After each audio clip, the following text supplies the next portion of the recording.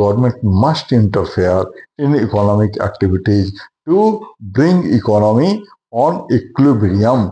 और सिर्फ गवर्नमेंट ही dish equilibrium को इक्विलिब्रियम पर ला सकती है। जेबीसी कहते थे कि इकोनॉमी में इंटरेस्ट का रेट जो होता है वो सेविंग और इन्वेस्टमेंट के लेवल को डिटरमिन करता है। जेएम किन्स ने कहा ये तो ठीक है, लेकिन उससे भी पहले जरूरी है कि इनकम होना चाहिए।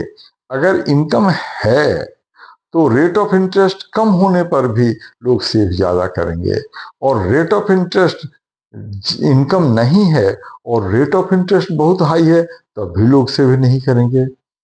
फिर जेबीसी कहते थे कि इकोनॉमी ये सब कुछ लॉन्ग टर्म में अप्लाई होगा। जेम किन्स ने कहा कि लॉन्ग टर्म नहीं, ये सब कुछ शॉर्ट टर्म में होना चाहिए। उन्होंने कहा कि in long term we all are dead, we will see the theory. तो ये इस यूनिट का एक तरह से बैकग्राउंड है। इस पर कंपैरिजन पर कोई एग्जाम में क्वेश्चन अब तो नहीं आता है, अब सिलेबस में भी नहीं है। तो अब जो हम लोग सीखेंगे ये पूरा का पूरा थर्ड यूनिट कीनेसियन इकोनॉमिक्स, कीनेसियन थ्योरी, इसमें बार बार जेएम किन्स का नाम आता है। तो अब अच्छी तरह से ये यूनिट समझ में आएगा, क्योंकि हमने इसके पहले एक क्लासिकल अप्रोच को भी समझ लिया है। तो अब कुछ बातों को ध्यान में रखेंगे। इस पूरे यूनिट में ये पूरा का पूरा यूनिट जो होगा शॉर्ट टर्म में होगा। जब कभी टाइम की बात हो तो शॉर्ट टर्म मान के चलेंगे। दूसरी बात ध्यान में रखेंगे कि पूरी की पूरी एनालिसिस जो होगी ना डिमांड के साइड से होगी, सप्लाई की साइड से नहीं। इस बात को भी ध्यान में रखेंगे। तीसरी बात कि जो एग्रीगेट डिमांड और एग्रीगेट सप्लाई अभी हम लोग सीखेंगे कीनेसियन एनालिसिस में, वो सारे प्लान्ड होंगे, एक्सपेक्टेड होंगे, एक्चुअल नहीं होंगे।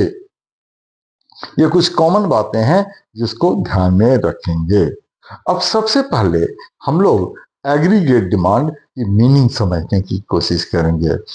Aggregate demand is the sum total of money value of all final goods and services what all sectors of an economy are planning to buy in an during an accounting year।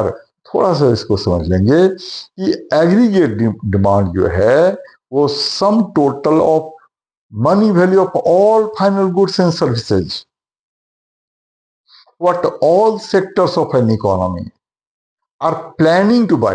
इस पर ध्यान देंगे, planning to buy, they are not actually buying, they are planning to buy during an accounting year।